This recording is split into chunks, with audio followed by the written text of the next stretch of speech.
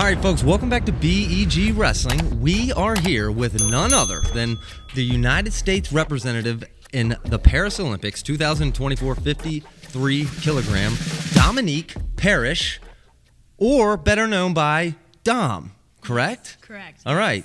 Why don't you kind of touch on that, because there's some confusion. Yeah, so I've moved to Corvallis, and I feel like my schedule aligns mostly with the retirees. So as I bump into people when I'm walking my dogs, they'll ask me my name, and if I say Dom and they don't know my name is Dominique, they'll assume I'm saying Dom, or I've gotten Dong before, and like that wasn't my favorite, but it's made for a great nickname. Get it right, folks. Dom, okay? Get it right. Now, Dom, I have to ask you, the first question that Kayla Miracle told me to ask you was, what is your favorite Pink Floyd album? I mean, there's Dark Side of the Moon. Does she know it? Does she know any of that? She told me you're an avid music lover, so that would be a great question. That would be a good question. Yeah, that is a good question. I mean, I currently am really into the Talking Heads, and I don't know if you've seen, they released on HBO Max. They're like, it's Stop Making Sense, and it's like basically it's like a video of one of their concerts, their like biggest concerts, and I haven't watched that yet, but I'm excited. But they're like kind of like funky. Yeah. Like I feel like that would like be a good watch. Music. Roller skating music. I'm not good at roller skating, but if I could dance and roller skate, that's what I'd listen to.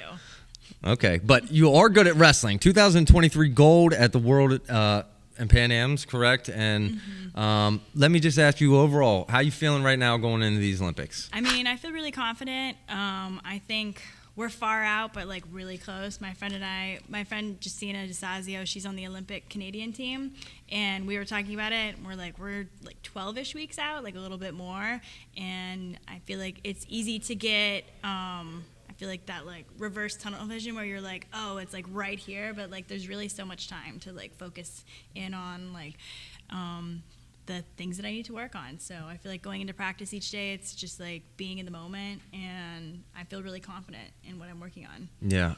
So a short 12 weeks, boy, that'll be here before we know it. I have to ask you, what has been the most difficult part of getting to this point? Well, I moved last year, and that wasn't difficult because I feel like I moved up to Oregon State, so I'm wrestling out of the Dam RTC, and the Beaver Dam RTC. Beaver Dam RTC. No wonder you're good at wrestling. But yeah, I mean, it's been a great move, and I really enjoy Nate Angle and like all the girls that are training out of there, and I feel like we had a good, like great environment, and so I feel like moving is always difficult, but it's nice to be in like a good spot. You're all settled in now?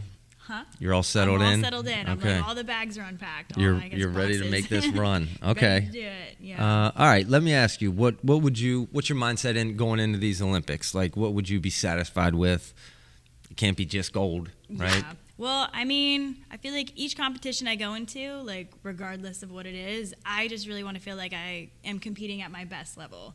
And I think like everyone knows when you wrestle a match and you're like, maybe you lost, but you're like, damn, I felt really good. Like my technique was on point, and I took chances, and like maybe showed some of the stuff that you've been working on. And so I feel like for me, like obviously going into these games, the goal is gold, but I just really want to be true to myself and like show people what I got, because I do think I have really good offense, and I've been working on my defense, I've been working on my takedown transitions, and it would be nice to take people down and turn them and show them that, you know, I'm like supposed to be here too.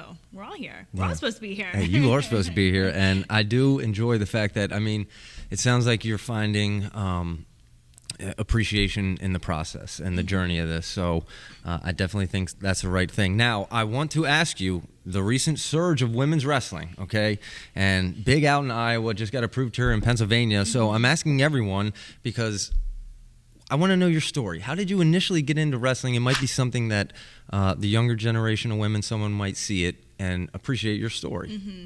So I'm from California, so they had state sanctioned like a long time ago for like high school wrestling, I think even before I was in high school. So I'm very lucky that that was in place. I got into wrestling because in middle school in 6th grade, the like middle school coach came to our PE class and did like a demonstration, like rolled out the mats and was like, everybody wrestle each other.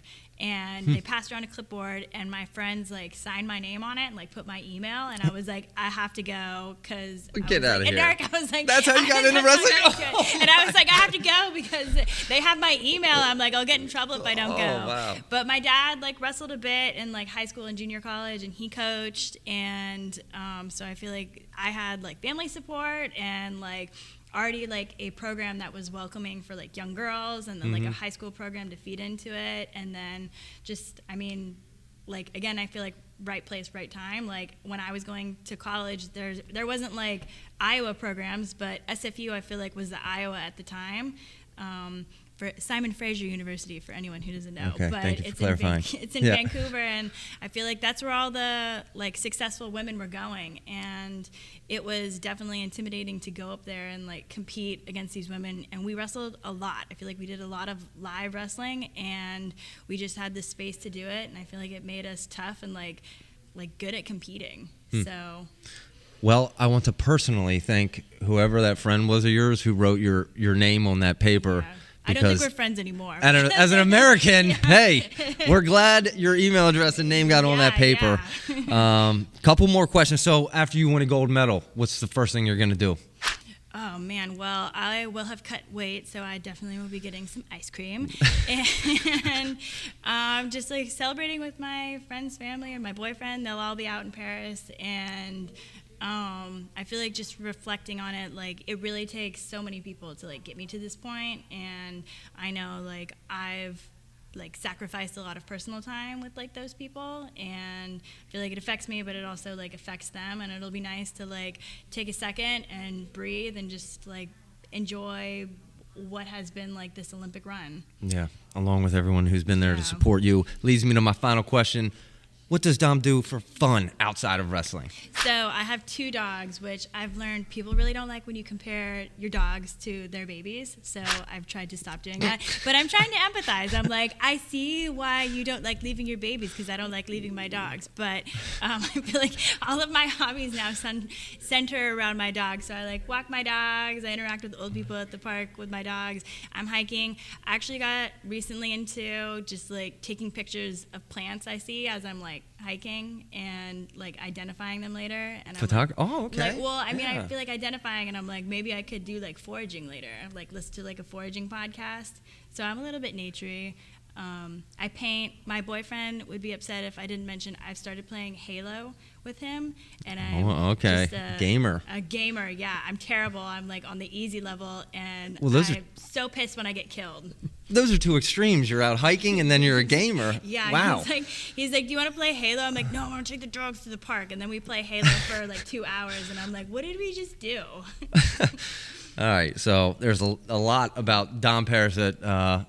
Even beyond wrestling. But Dom, I want to thank you for coming on here and wish you the best of luck representing America, folks, at the Paris 2024 Olympics. 53 kilograms. Any final thoughts? Tell America Go what Team you're going to do. USA. That's what I'm talking about. That's what I'm talking about. Dom, thank you so much. Appreciate you coming on. It's been awesome. You're a natural. By the way, when you do have that podcast, it sounds like you're going to know what you're doing. I'm going to have my own podcast. It'll be sweet. Yeah, you said about the foraging or what? The foraging podcast.